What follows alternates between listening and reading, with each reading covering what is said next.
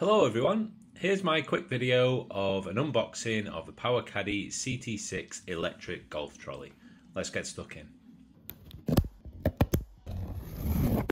So as soon as we get into the box we can see it's nice and well packaged. I wasn't quite sure on how much assembly there would be or what it would entail, but let's take a look. So in here we can see that we've got some safety instructions. Obviously I'll be reading them thoroughly later, and in here we've got the power brick or the power supply. Doesn't look too complicated. We've got 3-pin for the UK socket there, and then the other end obviously goes into the battery. Let's see what else we've got. Zip-locked bag of instructions, assembly instructions. Looks pretty straightforward. So one of the great features about this electric trolley is that the wheels come off. They actually go on in two different ways. They go on inverted when you're storing it, and then the other way around, so they stand out a little bit more for when you're pushing the trolley around. It makes it that little bit more stable when you're out on the course or whatever. So this is what the wheels look like obviously when they're not on the trolley. Look quite smart. Let's just take a look at the other one. I don't actually think there's any difference between the left and the right wheels. They're just the same. So they're kind of interchangeable. I guess that's good if ever you needed to buy a replacement. Not that I see any reason why you would. They're not inflated tires. You're not going to get flats on them or anything like that. So next up we've got the main body of the unit. This is where the wheels attach, and it's also where you insert your battery when we get to that in a little bit. So everything seems really well packaged, and now you can start to get a feel of how compact this unit actually is. So here it is in the flesh. Let's have a look at sticking them wheels on. Now this was my first time of trying to attach the wheels, and I'm not sure if it's because it was brand new out the box or just because I wasn't quite used to exactly how they attach, but it was a little bit fiddlier than I anticipated. You can see the wheels have got these yellow safety catches on them or buttons, and they need to be pressed in when you are putting the wheels on and taking them off. So here you can see, and just wrestling with it a little bit, and you push it on, and those teeth there actually need to be connected into the wheels. So as it stands right there, they are not on properly. But you can kind of see how they've designed this unit, so all the important parts that you need to press or pay attention to are in yellow. So we flick that switch there to extend the front wheel out, and then that just sits down like that. And then there's another yellow catch in the middle just here, which kind of brings the handle up. And it's kind of those two buttons really that kind of get it into the position where you're kind of ready to go. So here is the battery unit. It's kind of already in situ. You just flick that lever up to release it out of the main unit. And then you can see the terminals inside. There's a black, a red and a grey. They correspond with the terminals that's on the charging unit. The battery itself is a bit of a weird one for me, where there is actually a power button on the battery. The battery pack needs to be powered on in order for the unit to work. I'm not quite sure what the benefit of this is. I would just assume if it was in, it would be on and ready to go, but that's the way that PowaKaddy have designed it.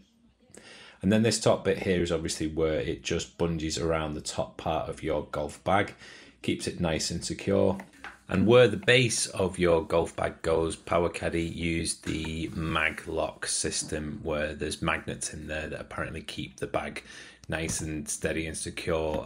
I've just got a tailor-made bag which I don't think has the magnets in, but you can see it's the same kind of teeth or fittings at the bottom there, so it sits really nicely.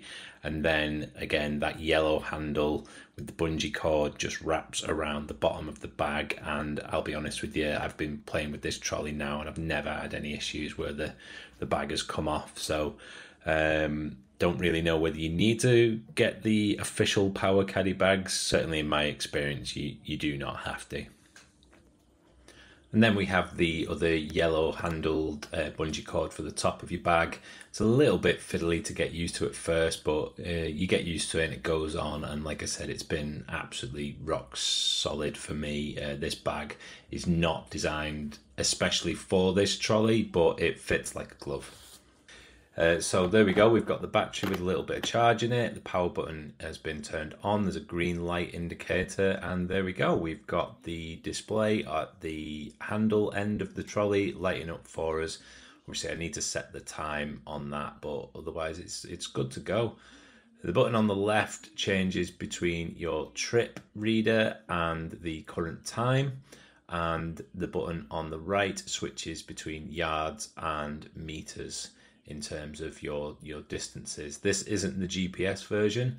I use my watch and phone for all of that, so I save myself a little bit of money. So the big button in the middle is basically where you tell it to go or stop, and then that dial dials in what speed you want it to go. So this was me discovering that I didn't have the wheels on correctly, and you can see I'm just trying to figure it out there, pressing the button in, turning it, trying to press it on, and there it is. So that's now where the teeth are interlocked into the wheels, which obviously makes sense, so that those teeth are the things that are spinning and giving the wheels some drive.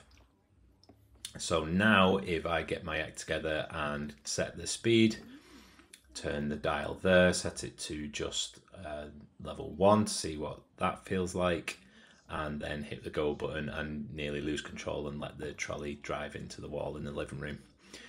But it's really, really simple once you get used to it. I've never really been in an experience where I've felt like it's like getting away from me or I've lost control of it. It's pretty intuitive.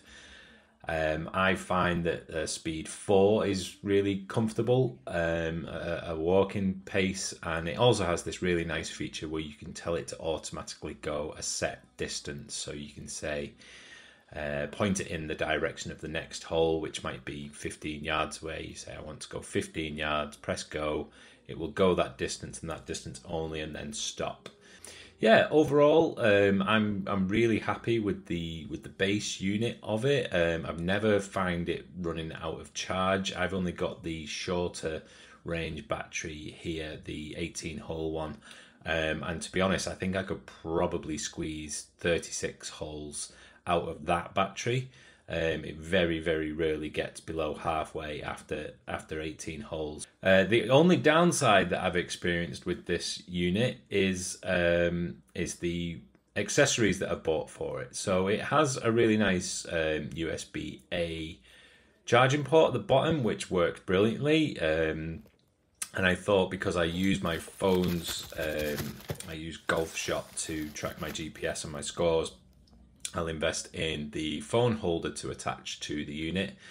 And this, I'll be honest, has been absolutely borderline useless. It is not fit for purpose. I have an iPhone 14 and it jumps out of that holder all the time and smashes on the floor, and it's just absolutely rubbish. I'm finding that I'm having to use zip locks just to keep that attached to the unit itself, so I probably wouldn't bother with that in the future. But other than that, the unit is really solid, really well built, and I couldn't be happier, really. It's really great, really solid for when you're pushing it around. And also, one of the biggest draws for me getting this particular unit was how small it folds away.